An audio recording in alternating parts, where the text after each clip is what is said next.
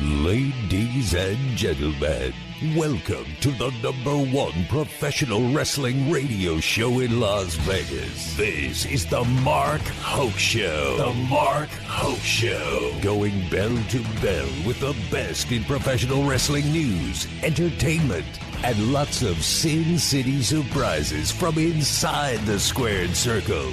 Now, let's get to all the exciting pro wrestling action and bring on the host. Here is Mark Hoke. All right, let's get to it. Hour number 2 of the Mark Hoke Show here on KDAWN 101.5 FM. It is the talk of Las Vegas. And boy, we just don't stop over here. Having a great time. Oh, man, we didn't even get to TNA and NXT Battleground that last hour. We've been talking about this whole thing that happened in Scotland last night. There was so much controversy at Clash at the Castle, man. Had us wrapped. It has been nuts. But before we bring on our super duper guest, Matt Black from WrestleZone.com, do want to say thank you to WWE for having me out at the NXT Battleground. What the heck was that? Battleground at the UFC Apex. A successful show, and I can tell you I was talking to people from both UFC and WWE at the event, and they could not have been happier. I mean, that thing went great. I know, NJ, you were there, and just a rousing success. They were adding seats in there, had a blast, and I can tell you what, they're coming back, and they're going to do that again and again and again. I don't think there's any doubt about it. They loved what happened there at Battleground at the Apex. As they should. Rousing success. Shout out to the UFC for opening their doors. Kudos to the success that we're witnessing live between the merger and the partnership, and the success as of late of TKO partnership group with the merger of the UFC and the WWE. It's a exciting thing. It's a preview of what's to come, and I'm excited to see more and more events of collaborations with the UFC and the WWE. Who knows? We might be able to see a UFC event at the Performance Center in Orlando, Florida in the coming months. Well, they can keep coming to the Apex all they want because it's right across the street from where I work. Sure is. Sure. It was a fun time. It was a fun time, and I was right there at 5, right there close in person. It was a better view to see Sexy Red twerking in the ring rather than all those seats and the nosebleeds at the T-Mobile or the MGM. So shout out to the UFC Apex Arena. It was an amazing time. Shout out to that boy Trick Williams. Hey, he about it. Nigga, he's about to be the greatest NXT champion has ever lived. So shout out to Trick Williams. Shout out to NXT. Shout out to the UFC and the TKO merger group. Yeah, and shout out to Obafemi, who just looks like he's ready to maul every human on the planet. Oh, he did. Shout out to a return of Wes Lee, my man, back in the ring. Yeah, and Obafemi turned him into a splotch on the mat. Anyway, let's get our guest on here. I always love having this guy on the show. He is absolutely amazing. Of course, does awesome work over at WrestleZone.com. Let's get him in here right now. He's my hero. That's all there is to it. I don't know about all that. Matt Black from WrestleZone.com. Matt, welcome. Good to talk to you, my friend. How you doing, guys? How's it going? It's going all right. How are you? Blessed. All right. Matt, your thoughts on this wild night from across the pond. What'd you think? I didn't love the ending. Uh-oh. That much is for sure. Overall, I thought the show was good. Did not enjoy the ending. If anybody heard the Wade Barrett rant on the post show, I loved it because Wade Barrett felt like my spirit animal there. His rant on CM Punk was tremendous, and I was there for all of it. You know, one thing was interesting though, and there was another factor that NJ and I didn't get to talk about in the last hour, was of course the accident that happened with Damian Priest, where he got hung up in the ropes. He was jumping off the second rope to go over go outside the ring after Drew, and got his ankle hung up, and boy, he got twisted like a pretzel there, and he was very, very fortunate that he was able to finish that match. And God forbid, we still don't know the extent of this injury. I mean, he did manage to get through it, but that could have thrown the whole finish of that match off.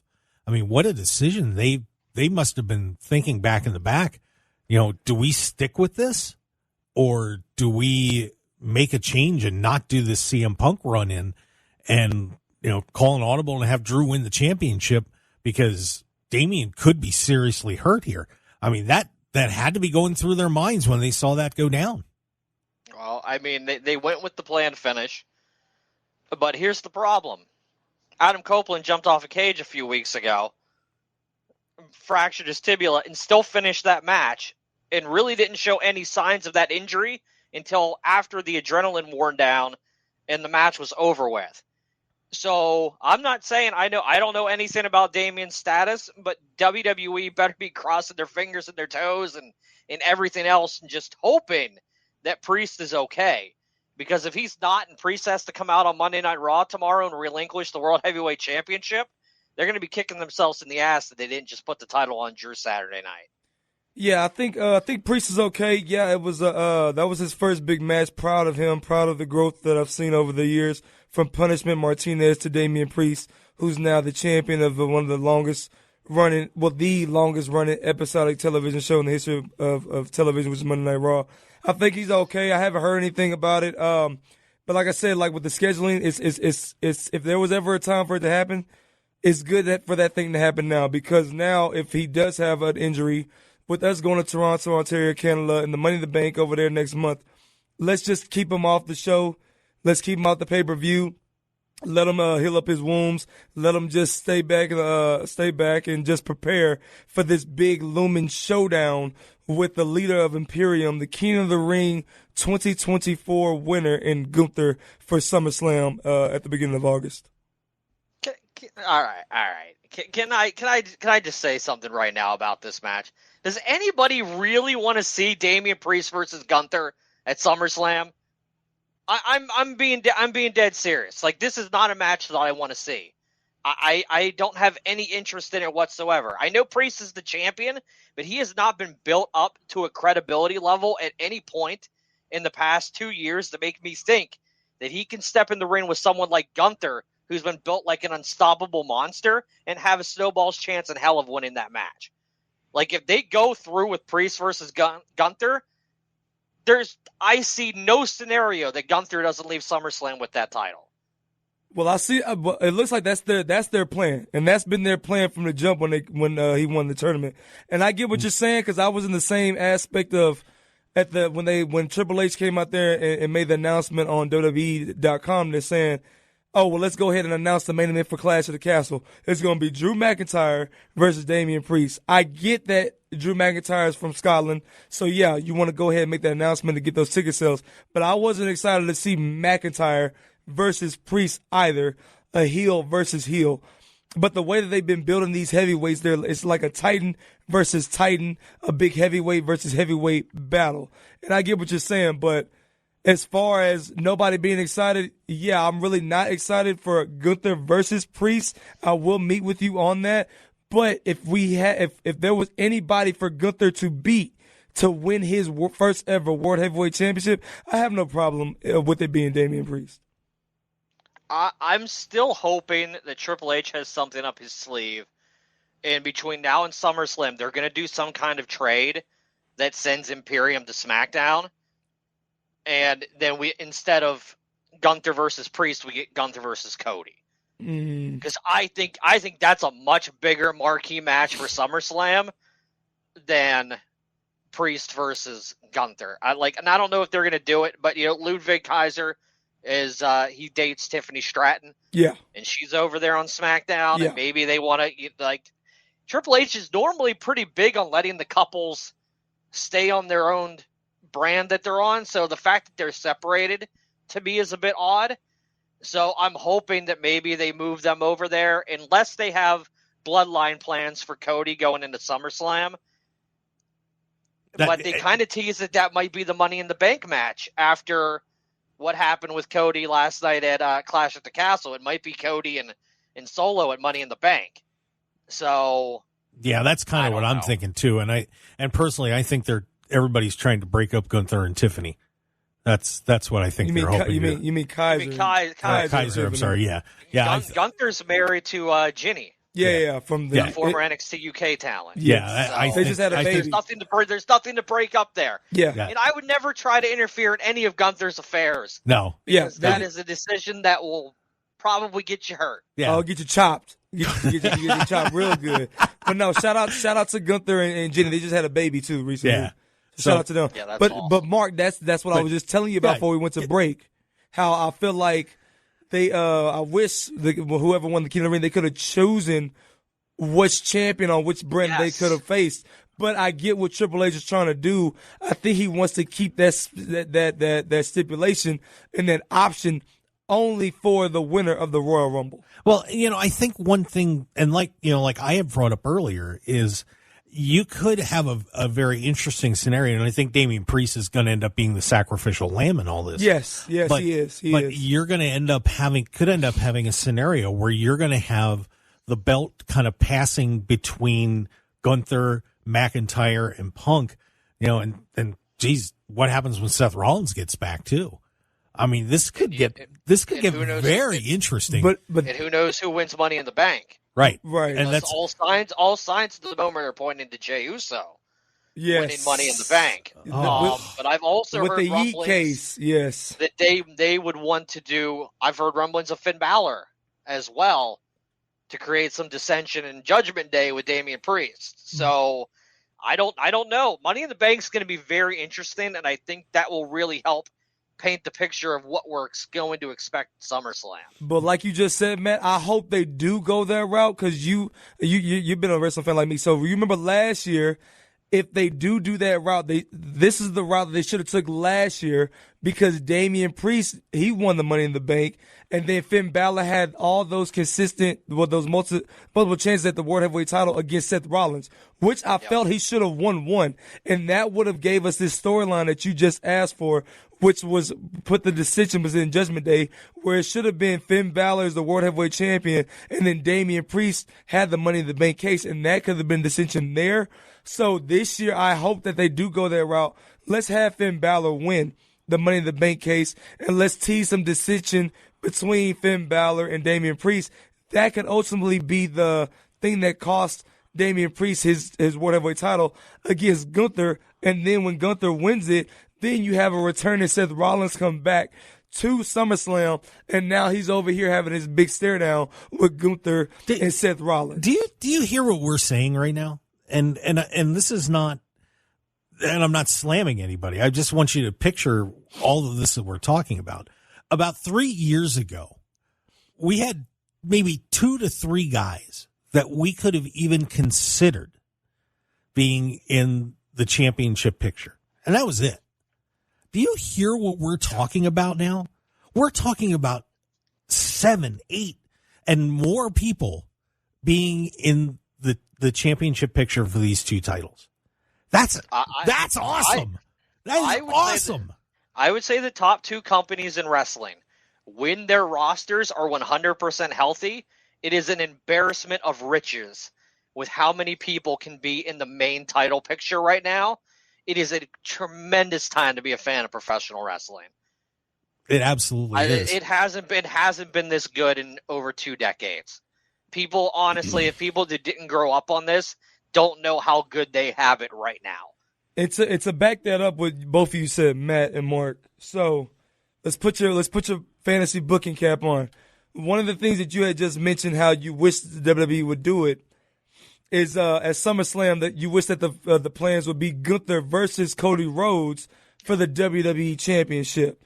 Had that match been the plan, had that match been the marquee, had this match been happening, with Roman Reigns, the tribal chief, still in the back burner returning, and then you have this match at SummerSlam that you would have Cody Rhodes and Gunther, how would you book that, Matt, and how would you book that, Mark?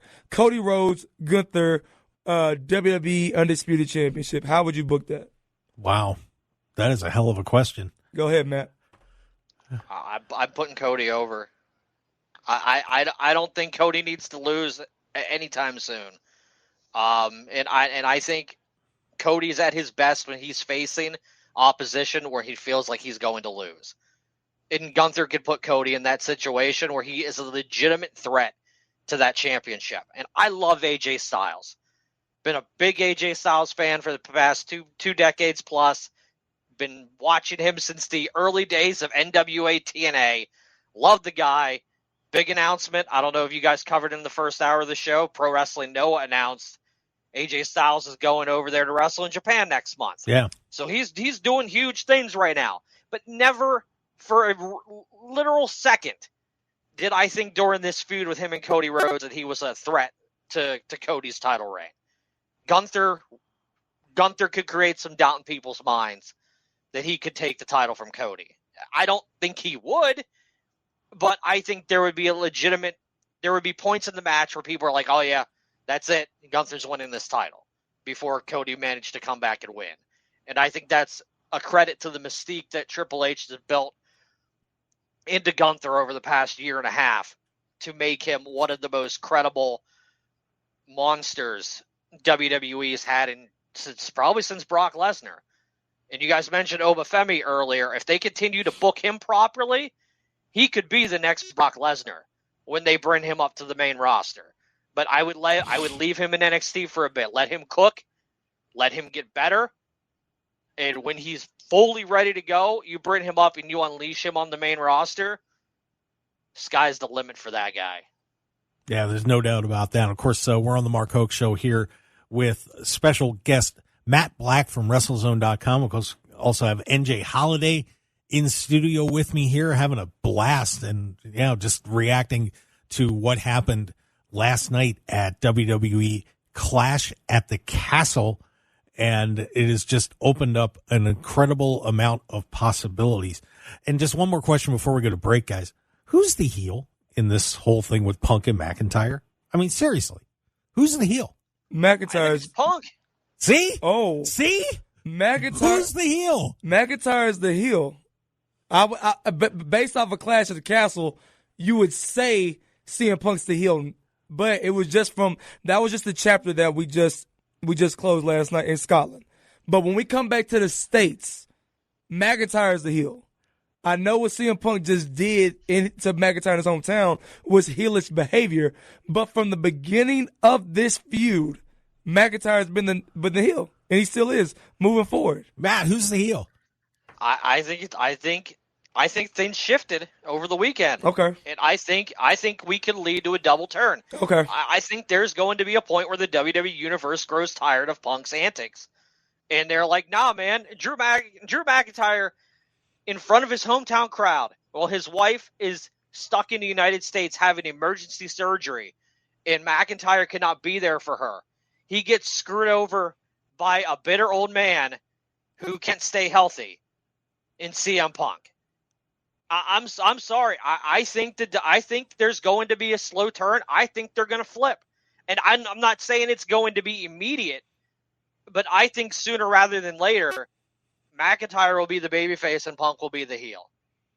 There you go. See, oh man, this is fun, isn't it? God, I love pro wrestling sometimes. Yeah. Oh, Amen. It's just a hoot. Because it's good. Because like I said, we got two different opinions, two different paths, and we're on our heels. We don't know for sure what the plan is, but in my eyes, I just think CM Punk got his lick back because McIntyre cost him his WrestleMania 40 return. So. And the thing is, Punk's also doing cowardly behavior. Why is he not showing up to Raw on Monday? Why is he coming to SmackDown? He was drafted to Raw. He's a Raw superstar. Why is he not showing up there on Monday to confront Drew? He's going to go to SmackDown instead? I honestly hope Wade Barrett gets up from the commentator's table and hits him with a boom. I want Wade Barrett back in the ring. Put Wade Barrett back in the ring. Let him beat CM Punk's ass. I'm here for it. I'm afraid I've got some bad news. It would be amazing. Yeah. It would be amazing to see Wade Barrett back in the ring. Yeah. Maybe Corey Graves will get out of the commentary chair, too. He was not happy he had to do the post-conference last night. Maybe Graves will team up with Punk and Barrett teams up with McIntyre. Oh, yeah. Honestly, I think that'd be really cool. Yeah. Oh. Graves making a return, a little tattoo connection. He's been trying to. I like it. That would be a great, oh my God. Because I was just going to ask Matt, who would you have tag with CM Punk to take on McIntyre and Wade Barrett if that was ever a possibility? There, I just booked it. I just booked it for Money in the Bank. It's done. WWE, you owe me a check. And speaking of checks, we need to take a break. I don't think they're going to do that, but I think it would be great if they did. I would be all about seeing that tag match happen. That would be something. All right, guys, we got to take a break. When we come back, more with Matt Butt. What is wrong with me today? Clash of the Castle got you all messed up. You know what? Because I've been speaking in Gaelic tongues from my ancestry, and I'm all messed up. It's Father's Day, everybody. Happy Father's Day to all of you out there. Stick around. We've got a whole lot more of NJ Holiday, Matt Black, and the guy that can't talk, Mark Hoke. Stick around, everybody. We've got more pro wrestling. There's a lot more that happened, too. We didn't even talk about TNA and Against All Odds and all that craziness that went on on Friday night. Stick around, everybody. We'll be right back.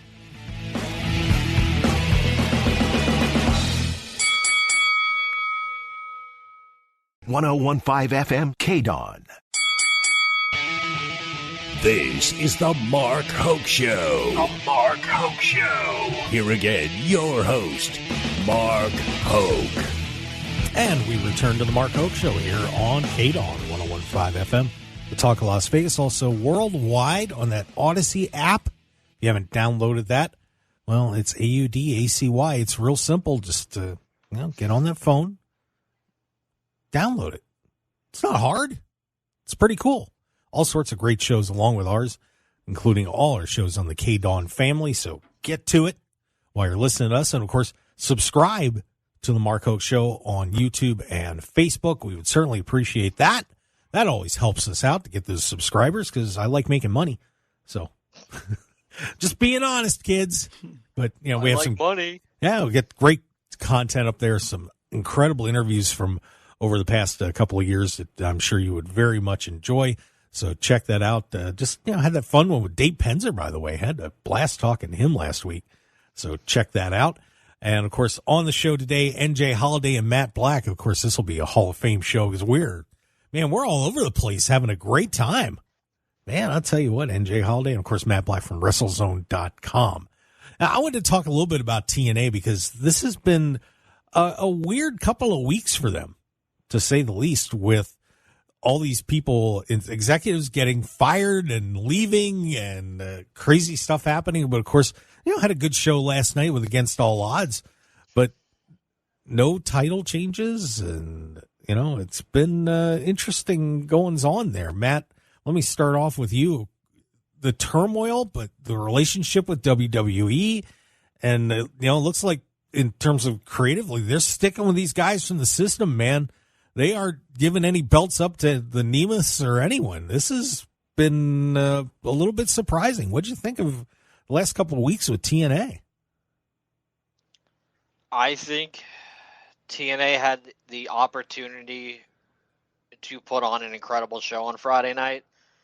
I think they had more buzz than they've had in years based on the recent interactions with WWE and NXT. I think a lot of people tuned in to Against All Odds, probably tuned into TNA for the first time in a while to check them out. And I feel like minus the ending of the show with the Jeff Hardy return, they really dropped the ball creatively. I thought there was a lot of bad decisions on that show, a lot of wonky booking. That was not the show to put on when you're trying to usher in a new era of your company. I was very excited going into that show Friday night, and by the time it was done, I wish I watched Rampage instead. Oh wow! I did not enjoy the show. I watched SmackDown that afternoon because it aired live in Scotland, so I covered that in the Friday afternoon for WrestleZone. So my evening was free. I'm like, sweet, I can watch Against All Odds instead of SmackDown in Rampage. And by the time the show was done, like I said, minus the Jeff Hardy return at the end, yeah, I kind of wish I'd just tuned into Rampage instead. What are they doing with Joe Hendry, man?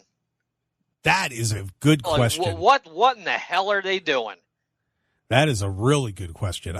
There's two issues that I probably have right now. Is one, Joe Hendry should probably be getting pushed to the moon at this point with everything that he has been doing, with the theme song being at the top of the charts. I believe in Joe Henry. Yeah. I mean, I'm playing it in my car. I'm torturing people in the streets with it. Seriously. I mean, how are they not getting him a bigger push and him getting beat? And I'm surprised. Frankie Kazarian of all people. Yeah. And don't get me wrong, I love Frankie. I do too. Long time fan. But he's not the guy who should be pushed right now in 2024.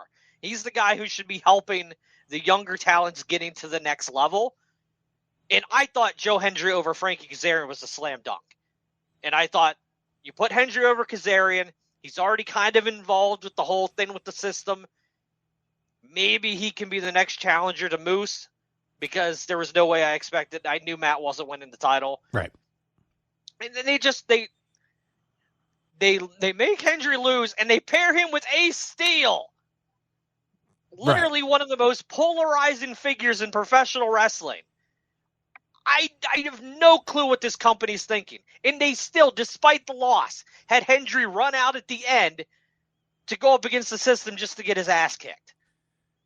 What are they? What is this company doing? That's the system, and that's what we miss Scott D'Amore. And you can tell you really miss the Scott D'Amore element of TNA and how he puts stuff together. Because now the new owners, they got this new system where basically if you're not an ex-WWE guy, you're not getting pushed to the moon.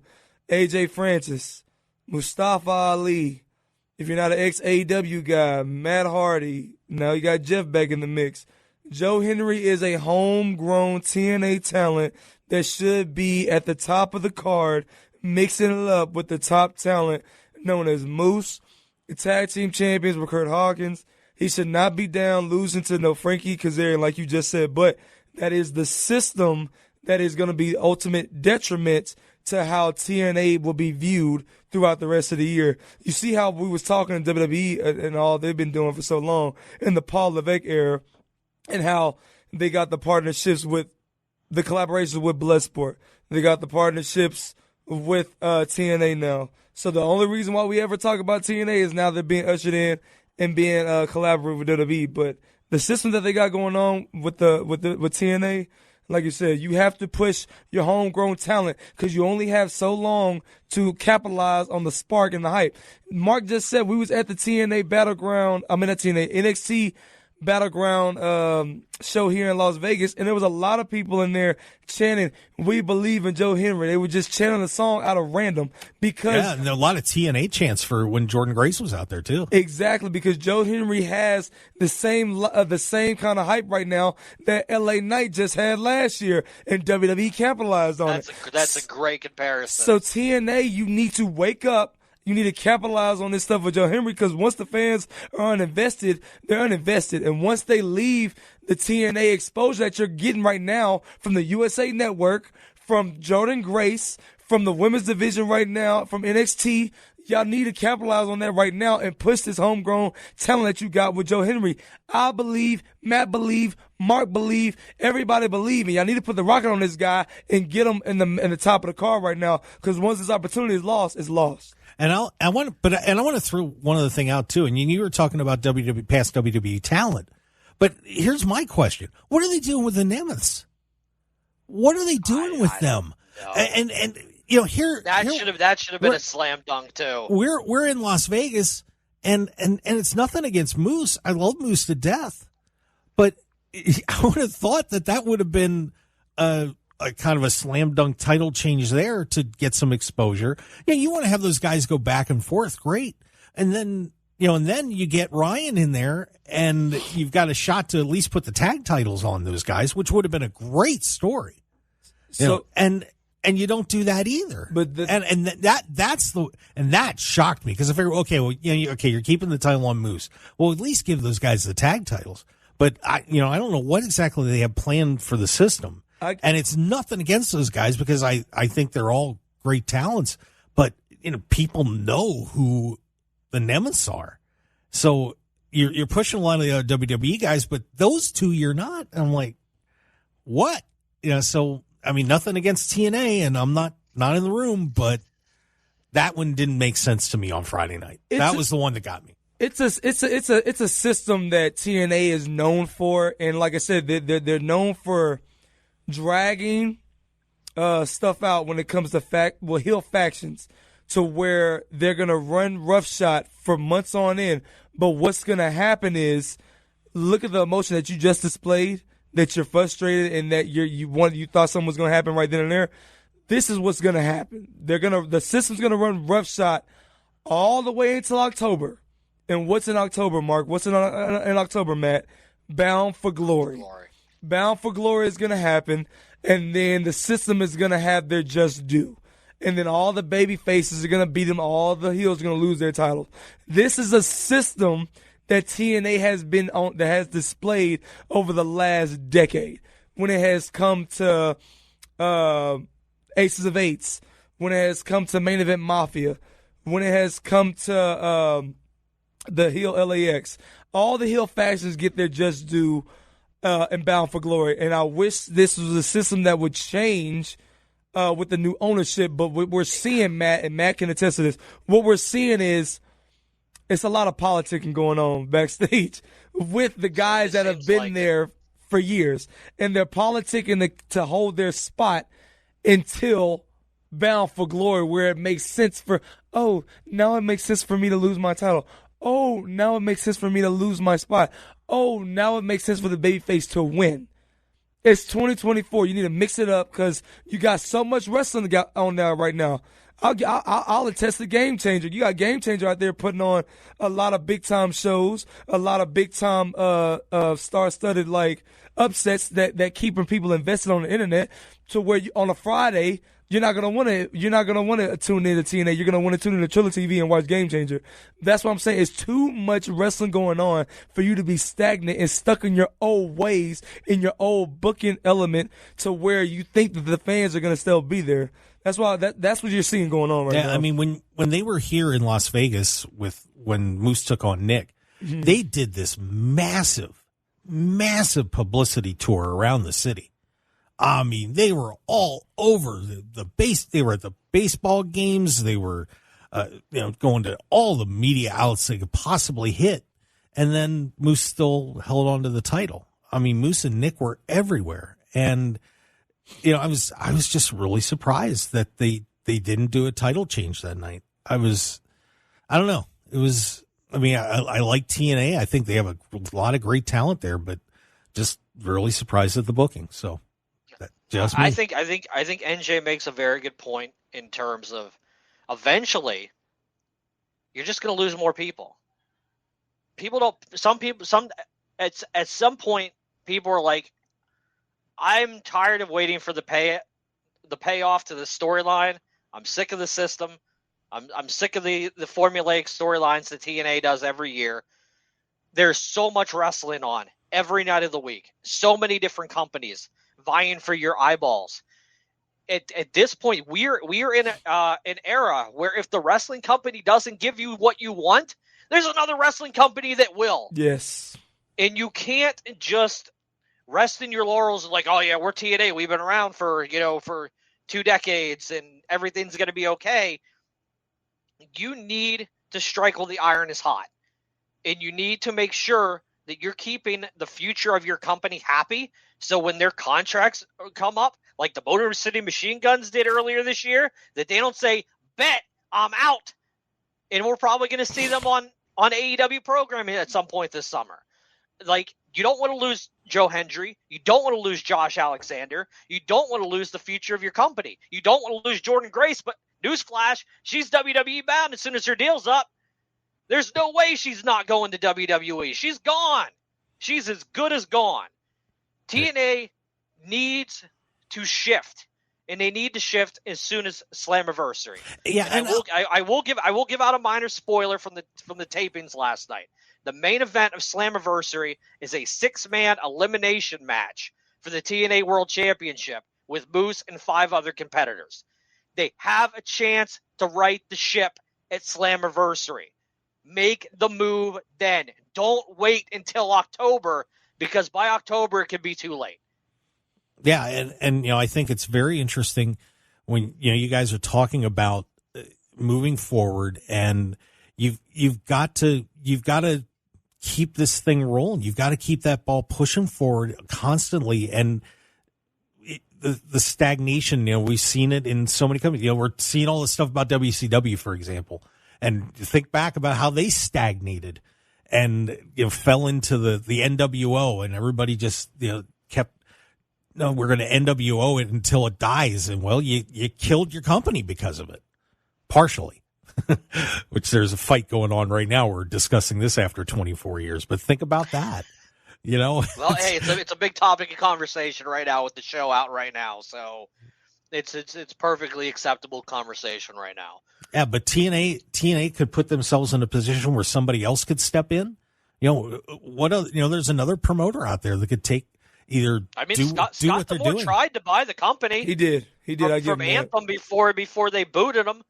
And the problem is, D'Amore can't even go work for AEW or WWE right now because he's on some kind of non-compete. He's basically sitting at home for the next year, collecting a paycheck from Anthem instead of using his mind to let them steer the ship back in the right direction, which he was doing with this company last year. Right. I mean, the reaction in Las Vegas in January as opposed to April was very different. It was very different. Bigger, I'm not surprised. Bigger crowd in January. And I'm sure having Ospreay and Okada there didn't hurt. But that was the forward thinking. And it's amazing to me a lot of times that since I've really gotten into observing the wrestling business a lot tighter, is that so many people just are happy being where they're at, as opposed to wanting to push forward and wanting to get better and saying, well, what, I'm okay with my little patch. And the problem is that somebody else out there is going to move past you, Yeah, that's the same problem with the NWA. Billy Corgan is very happy with his little niche product and his little niche company and his little niche fans. He does not want to change. He does not want to evolve the product in any way, shape, or form, and he's happy just hemorrhaging money for the company because he's putting on the wrestling product from the early 80s that he wants to see, but it's not doing him any good. He's not making any new fans. No one cares about the NWA, and if TNA doesn't right their ship sooner rather than later, they're going to be in a similar situation to what the NWA is going through right now, and that's a damn shame because, honestly, TNA as a company deserves a lot more than that. Yeah. Agreed. All right, well, let's take our last break here, and when we come back, our final segment. And you know what? I do want to talk a little bit about that WCW stuff. Let's do it. I do, because this is very intriguing. After 24 years, we're still fighting about this thing. It's crazy. And Bret Hart still hates Goldberg's guts. Still to this day. Unbelievable. Stick around, everybody. We've got a whole lot more on the Mark Hoke Show with Matt Black and NJ Holiday. We'll be right back. 101.5 FM KDAWN. You're listening to the #1 professional wrestling radio show in Vegas, The Mark Hoke Show. The Mark Hoke Show. Now, here again is Mark Hoke. Yeah, let's do this one more time. I wish I could just, wipe out the rest of the programming on KDAWN, and we could just do this all day long. We probably could get better ratings, but, Oh. That's a low blow. That is a low blow, Mark. Well, a little bit. You feeling a little hokey, huh? Well, okay. Actually, I shouldn't say that about some of our great Fox programming on here. but there are some interesting shows on here we could skip over. No offense, but I'm sure. Talk your shit, Mark. I'm sure that there are some people out there that very much enjoy getting financial advice and things like that. So, sorry. Sorry. Nah, not really. Not really. It's just because isn't that what the internet's for? Exactly. But I just enjoy doing this show so much that I could do it all day long. That's just how it is. But it's the best in pro wrestling. Yeah, best in pro wrestling news and entertainment here on the Mark Hoke Show, and I'll probably be getting a reprimand from Odyssey later on today, but that's all right. I'll pay the fine. Thanks for burying our whole Sunday lineup, Mark. Yeah, well, whatever. I get the best ratings. Anyway, that part. NJ Holiday and senior editor over at WrestleZone, Matt Black, joining us. I can't believe that we are still talking about WCW.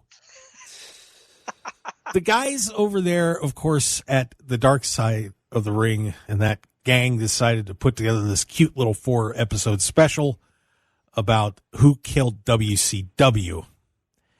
We're 2 episodes in, and I think the theme that has gone through this whole thing with everybody involved, for the most part, comes down to one word: bitterness.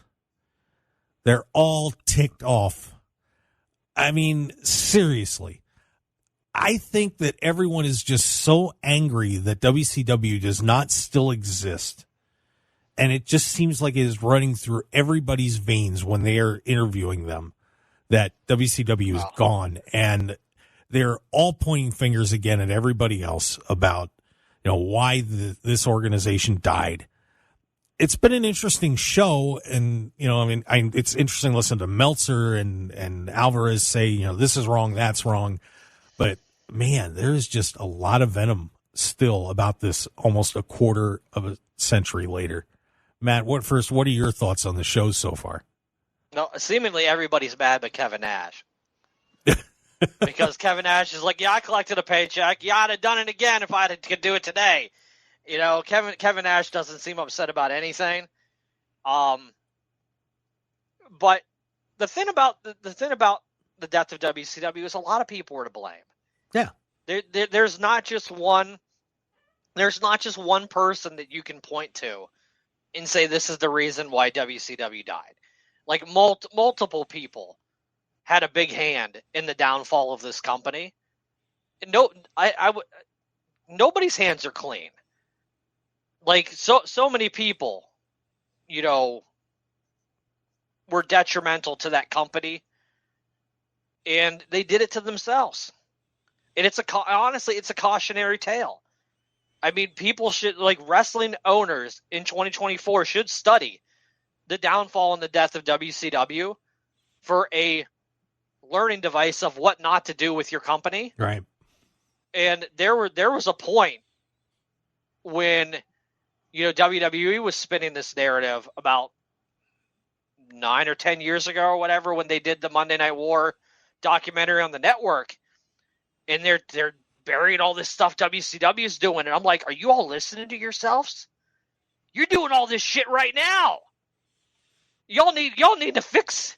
You need to fix these things and right the ship, or you're going to end up like WCW did. You're making the same mistakes they were. Luckily, Vince is gone, and WWE is making money hand over fist, and they're more profitable and popular than they've been in ages. But there was a point where WWE in the 2010s were making a lot of the same mistakes that WCW was making during the late 90s. Yep. But they didn't have they weren't owned by a television network that could go in and get them shut down. Right. And that was one of the major issues with WCW, is they weren't independently owned. Yeah, I think it's interesting. Eric Bischoff is, Eric's coming off pretty good in this, but Eric made a lot of mistakes too, and I also, Turner obviously had their issues, and I think Eric made a fair statement where he said it was death by 1,000 swords. And that made sense. And you could kind of tell that everybody, and I think Eric does realize that he screwed up a lot. I don't think he's necessarily taking all the blame that maybe he should have, but there's still 2 more episodes to go. I think episode 2 was much more of an Eric Bischoff puff piece than it needed to be. Yeah, I would agree because with that. I do think there's a lot of blame that should be landed on Bischoff's shoulders, and I think he's still bitter about it. And I think that's why he has this vendetta with Tony Khan and AEW, because there is a wrestling company nowadays that are run on the Turner networks that there's a happy partnership there, as opposed to what it was. Bischoff never got to have that happy partnership. No, he did not. With those network executives beyond Ted Turner. So yeah, NJ, real quick, I've got about 35 seconds ish. What were your thoughts on this? The four part episode that produced by the final boss, The Rock, for Vice TV. Thank you. I like it.